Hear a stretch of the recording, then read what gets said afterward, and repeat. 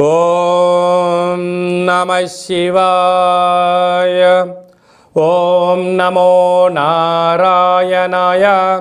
ఓం శ్రీ స్వర్ణాకర్షణ కాళభైరవాయ నమో నమః. ఓం శ్రీ నరదృష్టి నివారణ కాళభైరవాయ నమో నమః.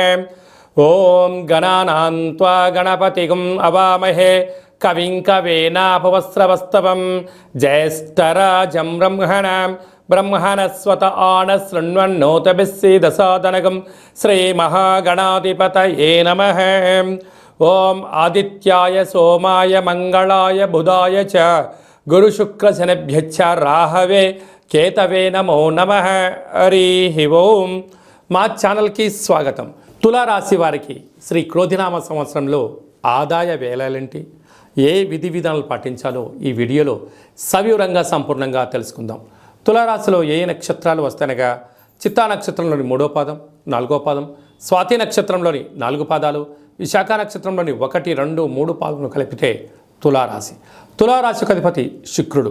ఈ శుక్ర భగవానుడు ఈ సంవత్సరము సేనాధిపతి, అర్ఘ్యాధిపతి, మేఘాధిపతి అవ్వడం వలన వీరికి సస్యశ్యామలమైన జీవన విధానం, జీవితం పైన ఒక ప్రణాళిక, విజయానికి ఎలా ప్రగతి 10 మెట్లు అన్నట్టుగా వీరు చక్కబెట్టుకోవడంలో అద్భుతమైనటువంటి జీవన శైలి వీరు సొంతం కాబోతుందని చెప్పి గమనించాలి.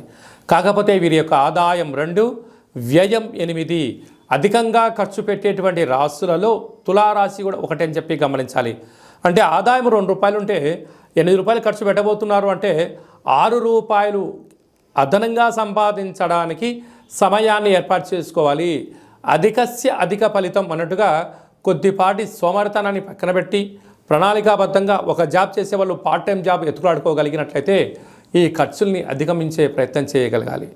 లేదు అన్నట్లయితే అప్పులు, రుణ సమస్యలు, రోగ సమస్యలు మిమ్మల్ని వెంటాడే పరిస్థితి అధికంగా ఉంటుంది. తస్మాత్ జాగ్రత్త. రాజ్యపూజ్యం 1, అవమానం 5. దయచేసి మధ్యవర్తిత్వ కార్యక్రమాలు కానీ, మీరు మధ్యలో ఉండి ఎవరికైనా డబ్బులు ఇప్పించడాలు కానీ, అప్పులు కానీ ఇచ్చారా సర్వము కోల్పోవడం, అప్పిచ్చిన వారు ఆ ప్రాంతం నుంచి వెళ్ళిపోవడం, మీరు ఆర్థిక ఇబ్బందులకు మీరే కేంద్ర బిందువు అవుతారు. కనుక ఈ సంవత్సరము వీలైనంత వరకు అప్పులు ఇవ్వద్దు, అప్పులు తెచ్చుకోవద్దు, వ్యసనానికి దూరంగా ఉండండి. ఖర్చును క్రమబద్ధీకరించుకోగలిగినట్లయితే రాబోయే కాలం మంచి కాలం అని చెప్పి మీరు గమనించగలగాలి. అలాగా చిత్తా నక్షత్ర జాతకులకు ఆరోగ్య పరిస్థితి చాలా బాగుంటుంది. స్వాతి నక్షత్ర జాతకులకు మధ్యసున్న కారణం వలన మనోవేదన, ఈ పని చేయాలా చేయకూడదా, చేస్తే ఏమవుతుంది, చేయకపోతే ఏమవుతుంది అనేటువంటి మానసికమైన సంఘర్షణలో మీరు ఉండేటువంటి పరిస్థితి ఉంటుంది. కనుక ఏదైనా తెలిస్తే చేయండి, లేకుంటే తల్లిదండ్రులను కానీ, గురువులను కానీ, ఆధ్యాత్మికవేత్తలు కానీ, మీరు ఏదైతే వృత్తులు చేస్తున్నారో ఎక్స్పర్ట్స్తో, నిపుణులతో సలహా తీసుకొని పనిచేసినట్లయితే ఈ మనోవేదనకు దూరం అయ్యే పరిస్థితి అధికంగా ఉంటుంది. విశాఖ నక్షత్ర జాతకులకు డిసెంబర్ వరకు బాగుంటుంది. డిసెంబర్ నుంచి తిరిగి ఉగాది పండుగ వరకు చివరి సున్న కావడం వలన రోగము, ఇబ్బందులు, ఆర్థిక పరిస్థితులు, వాహన ప్రమాదాలు, సర్జరీలు జరిగే పరిస్థితి ఉంటుంది. ఆరోగ్యాన్ని జాగ్రత్తగా భద్రపరచుకోగలగాలి. అలాగా సేనాధిపతి, అర్ఘ్యాధిపతి, మేఘాధిపతి శుక్రుడు అవ్వడం వలన వ్యవసాయ సోదరీమణులకు తెల్లటి పంట అనగా పత్తి, జొన్నలు, వడ్లు బాగా పండడము, ఎర్రటి నేలలు కలిసి రావడము, సకాలంలో వర్షాలు పడడము, వస్త్ర వ్యాపారాలు, అత్తరు, సెంటు, పన్నీరు, వస్త్ర వ్యాపారాలు, డైమండ్ బిజినెస్లు, అలాంటి వాహనాలు, క్రయ విక్రయాలు చారికి వీరి యోగదాయకం అని చెప్పి గమనించగలగాలి.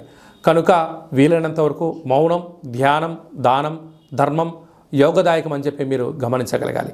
కనుక మీరు కపాల కాళభైరవ స్వామిని స్మరించడం, ఆనంద కాళభైరవ స్వామి యొక్క దీపాన్ని పూజామందులో పెట్టడం, కపాల కాళభైరవ స్వామి యొక్క ముగ్గురు ఇంటి బయట పెట్టుకోవడం వలన శత్రుదృష్టి, నరదృష్టి తొలగిపోయి ఐశ్వర్యం, ఆనందం రైతు సోదరీమణులకు, గృహ భవన నిర్మాణ కార్యక్రమాల అందరికీ యోగదాయకం అని చెప్పి గమనించాలి.